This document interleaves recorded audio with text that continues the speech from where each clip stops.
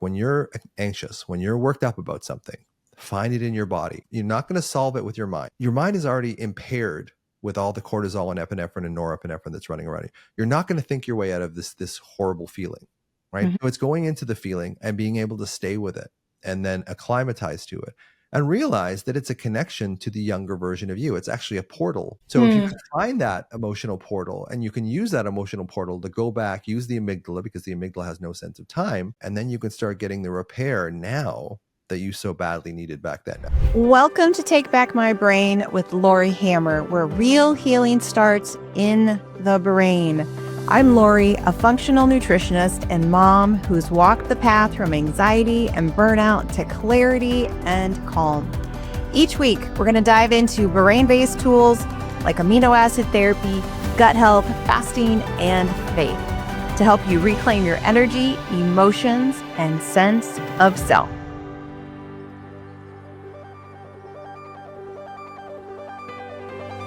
Hello, everyone. Welcome back. I am very excited today. I have a clinical neuroscientist and doctor on here today, and we're going to talk all about anxiety. I know, surprise. I never like to talk about anxiety, right?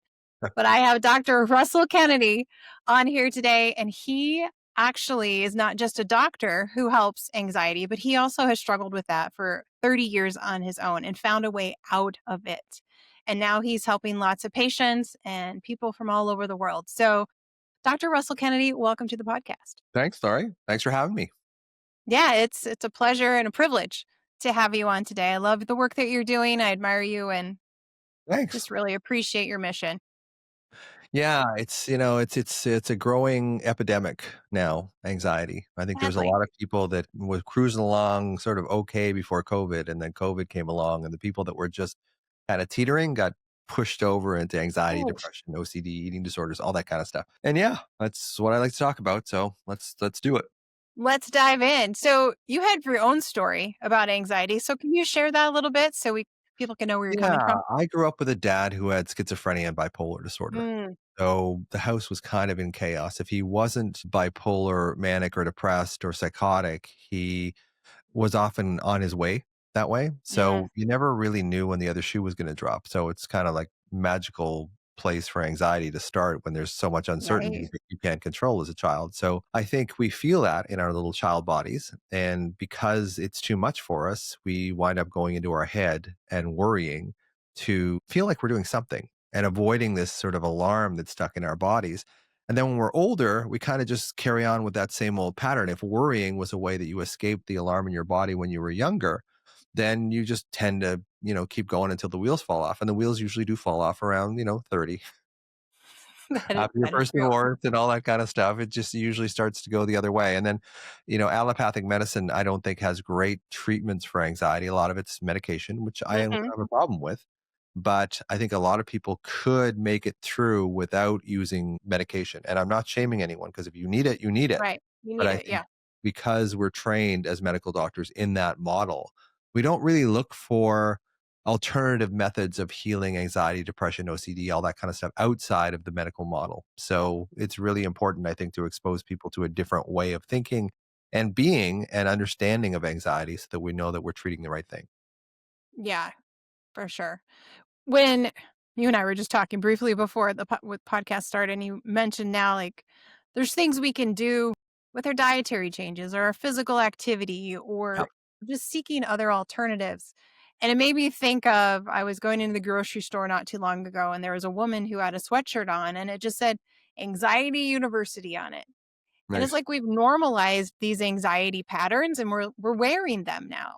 We're owning them, they're ours. Everybody's talking about their anxiety, Right. and not saying, okay, this needs to go back to hell where it came from.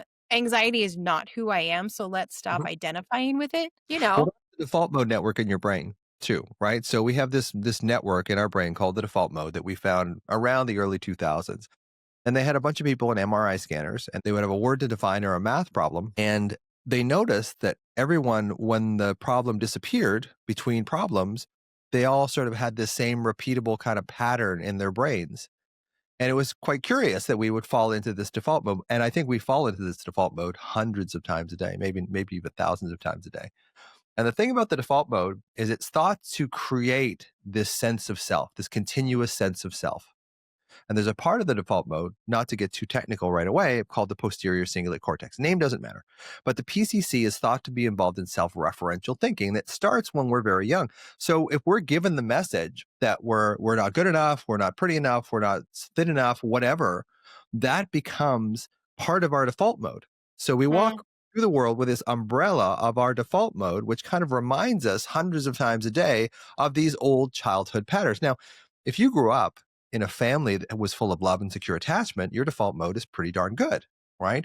But mhm. if you grow up with trauma or problems, your default mode could be kind of speaking to you unconsciously hundreds of times a day. So if that's saying you're not safe hundreds of times a day, that's kind of what we create in our environment is this lack of safety, and then that creates more of a lack of safety, and we just travel through with this umbrella that we call the default mode, which is really this sort of continuous sense of alarm that's stuck in our system. And when you look for danger, you're always going to find it. That's the thing. Yeah, So your mind is, I always say that you're either sort of forged in protection or connection. If you have secure attached parents, you had good childhood, you probably learned life is about connection. But if you didn't, you learned that life is about protection. And that's the goggles that we see through life. And the default mode is kind of the goggles that we see through our lives with.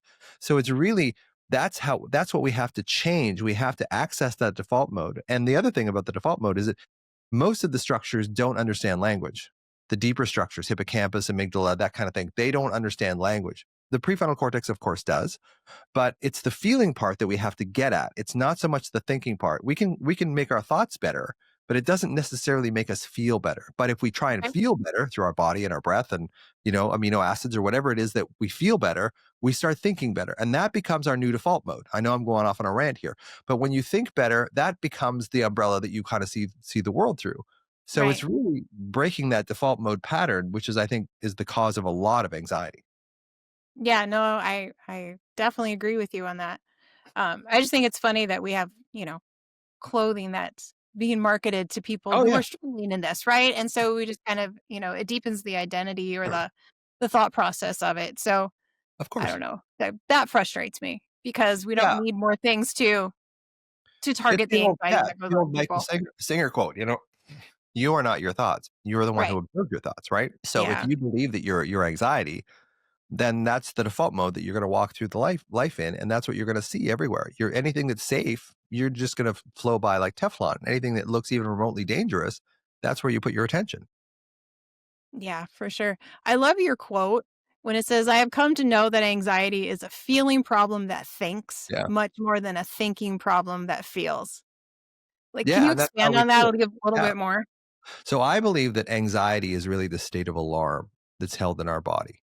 Now, when you're a child and you're exposed to a trauma that's too much for you to bear, that gets pushed out of your conscious mind into the deeper unconscious structures of your brain, hippocampus, amygdala, etc.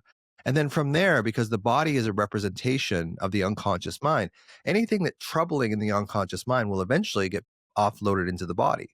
So we feel this alarm in our body, and that's the alarm in our body is actually the fuel for the thoughts of our mind. And then our thoughts are bad, scary, whatever, which of course accentuates the alarm in our body, which of course, and then we get in something I call the alarm anxiety cycle, which we don't recognize that we're in because it's just we're so used to believing that our thoughts, our worries are the cause of the problem, when really they're the tip of the iceberg. They're the part we can see. But the deeper Right. part is below the surface, that alarm that's stuck in your body from probably unresolved wounds in your childhood.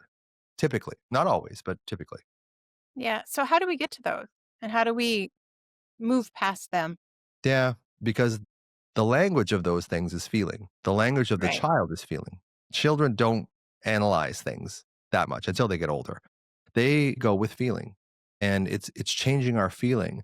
The other thing that I'm doing a lot more of myself in the last year is expanding on this sort of quantum field idea that there is sort of a benevolent order or consciousness to the world. And a lot of us with trauma go through life believing that we're the only ones that can resolve it, like this lone wolf mentality, right? So we believe that we're the only one that can solve it. And if you believe that you're the only one can solve it and there's a problem that you can't fix, you're in this loop that you can't get out of. Right. So Right. that's where a lot of people say, well, I'll just give it to the Lord. I'll just give it to God. Right. And I Mhm. think on some level that helps. People with a profound religious belief often live longer and healthier. And I think one of the reasons they do that is because they don't take everything on themselves. They Right. actually have something that they can believe in, that they can put some worship or some faith in. Because often when we have a childhood like mine, I don't know what yours was like, but where we're not able to trust our parents, they're our first sort of God figure. So if we Mhm. can't trust we can't trust our first godlike figure, which is our parents, to really look after us and be benevolent towards us, we lose that sense that the world is a safe place. And then we search for it in our minds. And then it just becomes this constant worry cycle where we identify with our minds. We wear t-shirts or sweatshirts that says Anxiety University because that's who we believe we are. Right. Right. So what are you doing to help people kind of break that and move on? Like, what have you done for yourself to I think reframe? understanding where the anxiety is in your body. So Okay. often what I'll take people through is like a short period where sort of close your eyes, take a deep breath, relax your shoulders, relax your jaw, feel your butt in the chair, take a few deep breaths, and then just let the breath out again. Relax your neck, relax your shoulders, relax your jaw. And then bring to mind in your mind's eye something that caused you a little worry when you were younger. Don't pick the worst trauma of your life, but pick something Mhm. that still has a charge to you. Right. And then scan your body, typically from your chin to your pubic bone, and see if there's an area that kind of lights up a little bit of pressure or pain. Sometimes it's nausea. You know, is it superficial? Is it deep? Does it have a shape? Does it have a color? Does it have a temperature? And I'm going through this very, very quickly, but it's really finding the state of alarm in your body because the body does keep the score. The Mhm. mind plays the game, but the body keeps the score. So it really Good is book. about. Yeah, yeah. It's kind of a tentative title of the second book or the next book that I'm writing. So it's really about finding this alarm in your body because that's the real root cause of the alarm in your mind, the worries of your mind. So you can fix the worries of your mind to some extent, but you're really never getting at the fire. So the worries are kind of like the smoke. And the Yeah. fire is this alarm that's stuck in your body, typically from old childhood wounding. There's inherited family trauma. There's, past life trauma. The doctor in me sometimes gets a little like I want to have a seizure when I talk about that kind of stuff. But there's so much we don't understand about how the brain works and how emotion works. Mhm. In science, we don't really understand how emotion works. We don't know where love is in the brain. And, whenever I see science based therapy or evidence based therapy, I think coping strategy. And there's nothing wrong with coping strategies, but I find that we heal from these anxiety, OCD, eating disorders at a spiritual level. Yeah. It's an internal level. It's a self love connection there, and I don't want to also, oh, we have to love ourselves and we have to be, to some extent that's true, I believe, but I think there's just Yeah. so much resistance, especially like I said, if you didn't have that godlike experience with your parents when you were younger, your brain isn't really used to that sort of worship that allows you to release that stuff into faith. Yeah. So, a lot of what I will help people with is getting into their body, finding that sense of alarm in their body, which I consider is their younger self. It's a conduit. That feeling, from the amygdala, the hippocampus, the brain creates these feelings in our body and the body reflects that back to the brain. So I believe that we feel now the same way that we did when our mom was yelling at us or our dad was drunk or whatever it was. We feel the same feeling. And then we tend to go to what's familiar and we go back to the same thoughts that we had back then. The situation's different because we're adults now, but if you look at the way that we think, it's very similar to when we were a traumatized child. We will look at the world the same way now as we did back then. So, first of all, is finding the alarm, learning how to breathe into it, learning how to stay with it, and learning how not to add thoughts to it.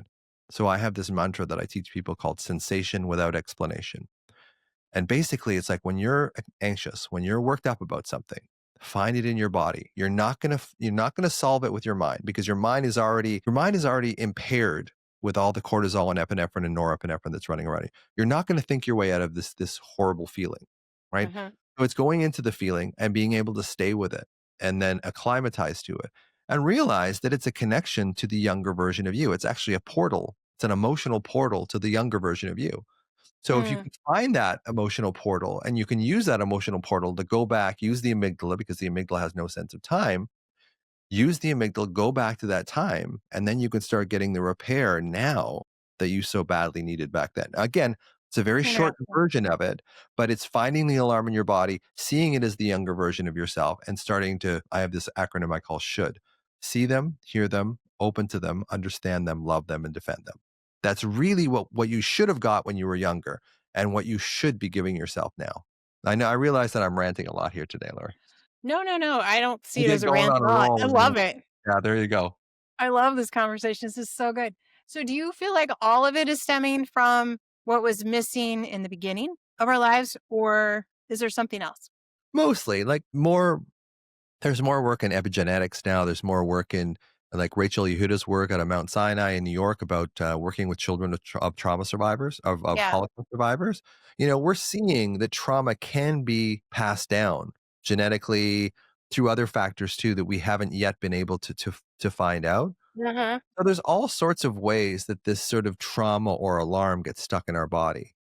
And I believe that's the majority of it. I don't believe that's everything, like all anxiety. I mean, when you're worried about paying your bills or whatever, that's typically That's not a different. childhood Yeah. trauma. Now, if you're focused on it, if every day, 25 times a day, you're like, oh my God, how am I going to do this?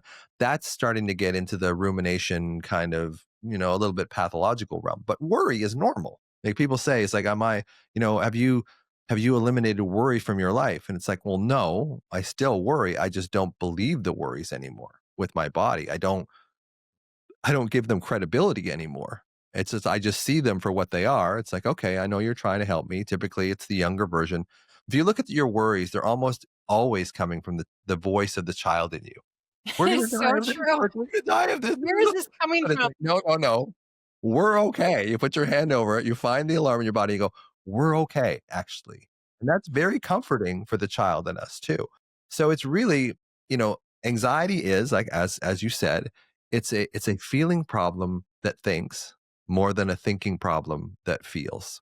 And I think the way that the medical profession and most of psychology looks at it as a thinking problem, and we have to change your thinking, but it doesn't work. It appears to work. Like if you look at a lot of the studies on CBT, after 3 months of CBT, people absolutely do feel better. But a year later, their ego has kind of pulled them back into that same old familiar pattern of worry because when they were a child, worry had the illusion of keeping them safe, keeping them Right. protected, keeping them prepared. So you will fall back into that, especially if you start going through difficult times in your life, which we all are in the last 5 years. Yeah. And the last 5 years have not been a piece of cake. That's for Yes, sure. for sure. Yeah. So that's kind of my philosophy in a very sort of condensed version. And then I try and throw the neuroscience in there a little bit because I think people like knowing that they're not flawed. They're not defective. It's just your nervous system has rewired itself in a very protective mode. And that's the umbrella that you walk through the world with. And once Right. you see that your default mode is so primed to look for danger, you can almost laugh at it in a way and go, "Oh, that's my default mode again. I'm looking for the worst." And especially if you're feeling like if you're having a day where you're feeling kind of alarmed in your body, those thoughts are going to come up. And it's just realizing those thoughts aren't real and pay attention to the real part of the anxiety, which is in your body. So breathe, put your hand over it, carry an essential oil with you. If you're freaked out, one of the great things you can use is chamomile, lavender. Find an essential oil that really calms you because it goes into what's called the rhinencephalon, which is the primitive smell brain. And the brain usually limits the input from our five senses through this part of our brain called the thalamus. Now, smell goes directly into the emotional brain. It isn't pre-processed, it goes straight into. So that's why smell is such an effective way of immediately calming like a panic attack or an anxiety attack. Right. So I have people that, in my practice that carry around lavender with them and they Uh-huh. and it does work. And it really does help because it really does do that reset on your brain. It's like smelling salts, like a boxer, like it goes in Yeah. there and it resets things pretty fast. Yeah. Which is beautiful. There's so many things that we can use outside of medication. Yeah. Yeah. So I would love to address the medication and then, how can you, and we're not doing any condemnation of anybody that's on medication, right? No, And sometimes you need it, right? It can be life saving. absolutely. So how Absolutely. do you help people who are like, they really don't want to be on their meds, Right. right? And it's going to take a lot of work to get off of their meds because they're going to have to do so many different things. So how do you help people reframe that so that they, I don't know, view it differently, want it differently? Like, I don't even know what I'm trying to say, but No, I think I know what you're there's trying to the say. desire there, but Yeah. the want to is a little Yeah. challenging. First of all, I never take anybody off medication in the winter months. Right. It's just too much, right? You're gonna be feeling kind of edgy and that kind of thing. So spring is usually the time that I do that. So I get people to start, read my book, get my online program called MBRX, work through that, October, November, December, January. And then once you get that sense of self back, and once you get that sense of, okay, how do I connect with my body? How do I connect with that younger version of me? How do I really connect with myself? Then you're armed for when you do come off medication and all those old thoughts kind of come up again. Now Mm, you've got something that's practical, it's useful, and it works to be able to move you through that. Now, a lot of the physiological effects of coming off, like SSRIs or benzos or any of those things, they're intense. And there's yeah. not really a whole lot you can do. But if you go in there without doing this work, the chances of actually coming off medication are pretty low, because what's going to happen is your worst fears are going to come up as you come off the medication, and the first thing you're going to reach for is the medication again, which is okay. Like, again, medication is like, it helped me, it saved my life in many ways. So I'm not against medication. I'm not one of these things that you have to be holistic. There are some people, and I think some brain chemistries, and there's a lot of down, like, no, it's not a brain chemistry problem. It actually is in a lot of ways, not the perfect way that they say it. But if your brain chemistry is such that you need a certain augmentation of that brain chemistry, and then you can cope and live and you don't have a tremendous amount of side effects, I'm fine with you taking that medication for the rest of your life. I have no problem with it. The thing is, I think what people wind up doing is they feel better on the medication, and the first thing that they do is not want to deal with any any of the old childhood stuff, because it's like, I feel okay Oh, now, sure. I right? feel so good. Why Let's would not go there. why would I want to do that? So it's Yeah. this real paradox. So I used to have a problem, not so much when antidepressants didn't work, as when they did work, because when they did work, a lot of people are like, meh, I don't want to deal with the root cause of this anymore. And again, if you're one of those lucky 10%, I saw about 10 to 15% of my practice. I had about 100,000 patient encounters in my career as a medical doctor.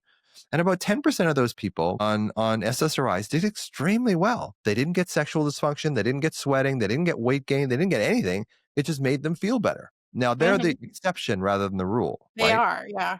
And then there's the other 20% that, felt a little better, but they started getting a little side effects. And then there's the other, group that had terrible side effects. They felt a little better, but it just was never going to be worthwhile being on it. So there are people that actually do really well on medication, but they're only about 10% of the population. So whenever I see Right. people say, these studies that go, antidepressants are no better than exercise or whatever, it's like, no, there are some people, if you happen to have that particular chemistry that this medication works for, you're very lucky. And it may be that you can be on this for the rest of your life and be okay. Those are the exceptions rather than the rule. So it's Yeah. trying to get people off medication. For the general view is to try and get off medication if you can. But, you have to have something else to go. We can't just, take the ripcord away from you and shove you out of the plane. Right. You've got Like, to have good a luck. place to go. You've got to have something, right? So that's why, I recommend my program and my book, and just really looking at your anxiety in a very different way, that it's not really a mind problem. It's more of a body problem. No, gosh, that makes so much sense. So much sense. And that's why I like using, it's not the only thing I use, but amino acids is like, my main therapy for people. So how does that work, Laura? I wanted to ask you, as soon as we said, let's do this thing, it's like, I really want to understand how amino acid therapy works.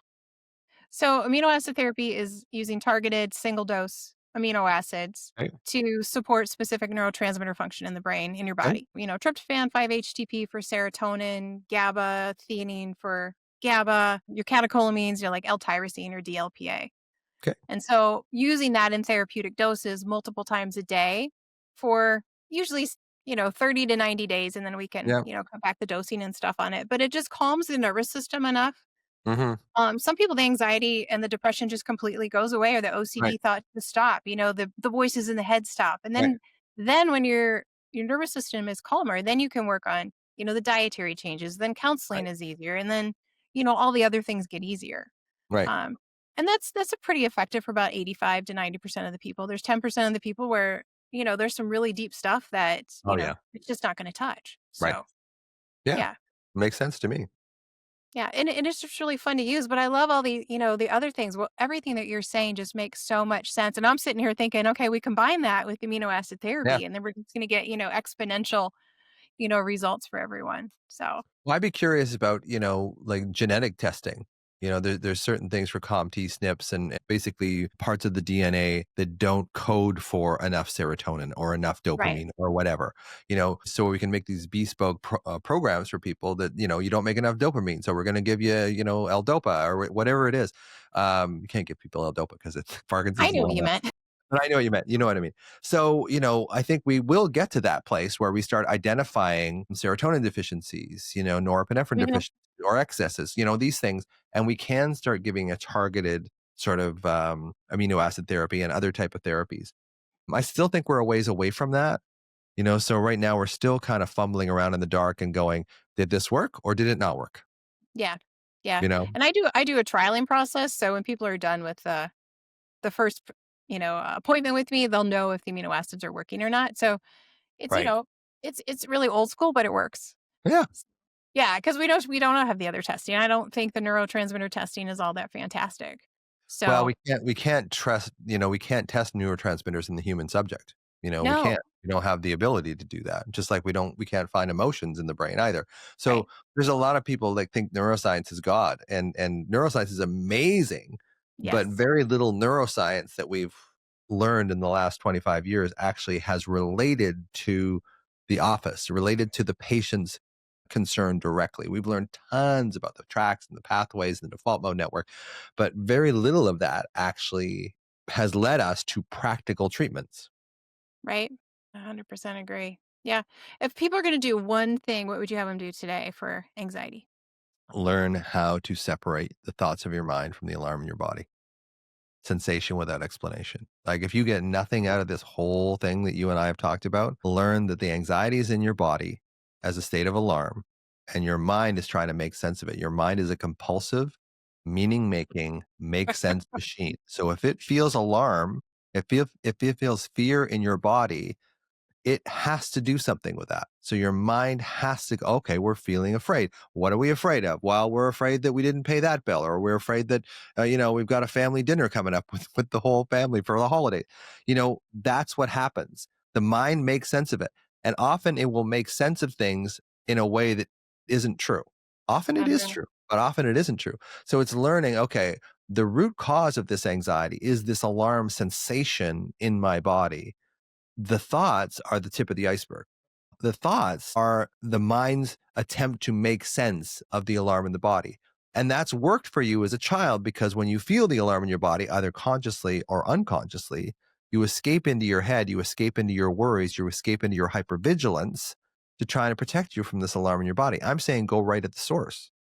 Because Mhm. if you don't actually go at the source of this sensation of alarm and treat it as if it was the younger version of you and see it, hear it, open to it, understand it, love and defend it, you're never going to get fully clear of this. You may get symptomatic, feeling better, but you're never really dealing with the underlying cause of it. So it's feel the sensation in your body, even if it's painful, especially if it's painful, and do not allow the thoughts and your mind will peck at you. I always have to do this emu thing. Like your mind will peck at you to try and because this is what you perceive worked as a child. But when you learn the skill of just staying with the sensation without explanation. That's why I say sensation without explanation. When you learn that you can tolerate the sensation, it's not comfortable. It's not something that you like. It feels quite uncomfortable initially for sure. But once you kind of acclimatize to the sensation, you're no longer at the effect of it. You no longer have to escape it. You say to yourself, I don't like this feeling, but I can stay with it. And once you start doing that, then the thoughts don't really have the same sticking quality anymore. They don't have the same relief quality anymore because you don't need the thoughts anymore because you're actually going at the root cause of what's causing the anxiety in the first place instead of trying to take a chip off the top of the iceberg and thinking that's going to make a difference because it won't I love it. in the long run. I love your rants. This has been I'm all amazing. for the metaverse. Yeah, I love it. I love it. I love it. Um, Thank you so much for being here. You're welcome. Yeah, Yeah, you're this welcome. is a great conversation. I know everybody's listening is loving it. So make sure you guys like, subscribe, and share this because I know that you know somebody who needs this video. So make sure you're spreading the word on this. And what's the best place for them to reach you? Probably the Anxiety MD on Instagram, at the Anxiety MD. That's probably the best way to, not the anxiety doctor, but the Anxiety MD.